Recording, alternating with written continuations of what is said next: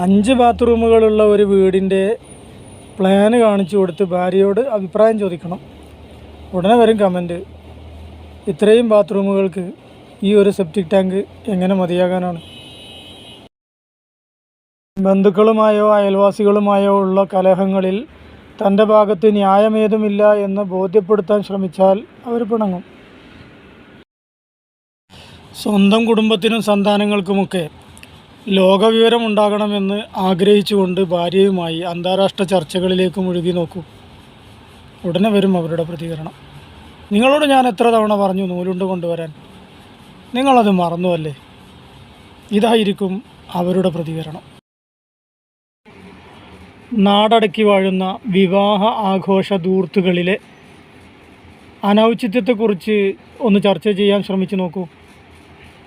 കഴിഞ്ഞ തവണ പങ്കെടുത്ത വിവാഹത്തിലെ പായസത്തിൻ്റെ മഹിമയായിരിക്കും അവർക്ക് പറയാനുണ്ടാവുക. ഒരല്പം ആത്മീയ ചിന്ത കുടുംബത്തിലുണ്ടാവട്ടെ എന്ന് കരുതി ഭാര്യയുമായി അള്ളാഹുവിനെക്കുറിച്ചും പരലോകത്തെക്കുറിച്ചുമൊക്കെ ഒന്ന് ചർച്ച ചെയ്ത് നോക്കൂ. ഉടനെ വരും അവരുടെ കമൻറ്റ്. കഴിഞ്ഞ ഓൺലൈൻ സ്വലാത്തിൽ 10,223 സ്വലാത്ത് ചൊല്ലിയത് കുഞ്ഞാമിനെയാണെന്ന്. അയൽവാസിയുമായുള്ള സ്വത്ത് തർക്കത്തിൻ്റെ പേരിൽ കോടതിയിലെ പ്രതിക്കൂട്ടിലാക്കപ്പെട്ട ഉമ്മയോട് വക്കീൽ ചോദിച്ചു, അയൽവാസിയുടെ സ്വത്ത് വളച്ചു കെട്ടി അതിൽ വാഴ വെച്ച് കൊല വെട്ടിയല്ലേ? ഉടനെ തന്നെ ഉമ്മയുടെ മറുപടി, ഇതിൻ്റെ മേത്തേക്ക് തുപ്പല നിർപ്പിച്ചല്ലേ. ഇതൊക്കെ കേട്ടിട്ട് ഞാനൊരു സ്ത്രീ വിരുദ്ധനാണെന്നൊന്നും ചിത്രീകരിക്കേണ്ട. ചുരുക്കത്തിൽ ഭാര്യ അല്ലെങ്കിൽ സ്ത്രീ ശരിക്കും പൊട്ടത്തികളാണോ, അതല്ല പൊട്ടത്തരം അഭിനയിക്കുകയാണോ? വളരെ അടുത്ത ഒരു ബന്ധുഗൃഹത്തിലെ കല്യാണവേദി. തലേ ദിവസം തന്നെ നമ്മളവിടെ സന്നിഹിതരായിട്ടുണ്ട്. കല്യാണ അലങ്കാരങ്ങളും സദ്യവട്ടങ്ങളുമൊക്കെയായി രാവേറെ നമ്മളും കഷ്ടപ്പെട്ട് പണിയെടുക്കുന്നു. അർദ്ധരാത്രിയോടെടുക്കുന്ന സമയത്ത് ക്ഷീണം വല്ലാതെ അലട്ടുമ്പോൾ ഒന്ന് മയങ്ങണമെന്ന ആഗ്രഹത്തോടെ നമ്മൾ തൽക്കാലം തലചായ്ക്കാനുള്ളൊരു ഇടം തേടി നടക്കും. ഒടുവിൽ നമ്മളത് കണ്ടെത്തി നമ്മളവിടെ ചുരുണ്ടുകൂടും. പുറത്തു നടക്കുന്ന ബഹളങ്ങളും പൊട്ടിച്ചിരികളുമൊക്കെ നമ്മൾ കേട്ടുകൊണ്ട് തന്നെ പതിയെ പതിയെ നമ്മൾ കണ്ണുകൾ അടച്ചുകൊണ്ടിരിക്കും. പാതി മയക്കത്തിലിരിക്കുന്ന നമ്മെ തേടി അപ്പോൾ ഒരാൾ വരും.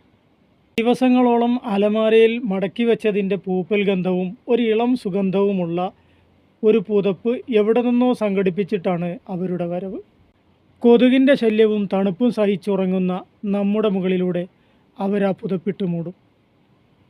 സുഖകരമായൊരു സുഷുപ്തി നമുക്ക് ലഭ്യമാകുകയും ചെയ്യും. നമ്മുടെ കാലും തലയുമൊക്കെ ഭദ്രമായി മൂടിവെച്ച് അവർ അവരുടെ ജോലിയിലേക്ക് നീങ്ങും.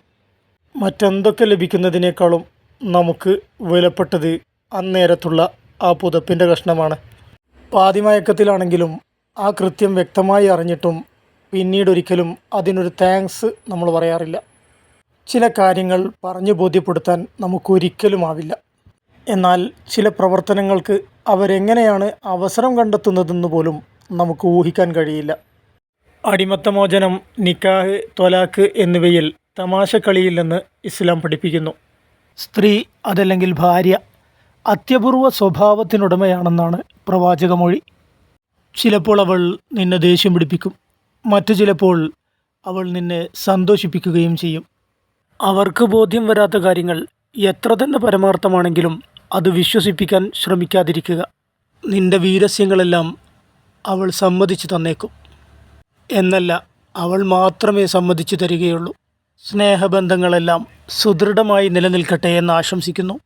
മലേഷ്യയിൽ നിന്നും ഫൈസൽ വടപുറം.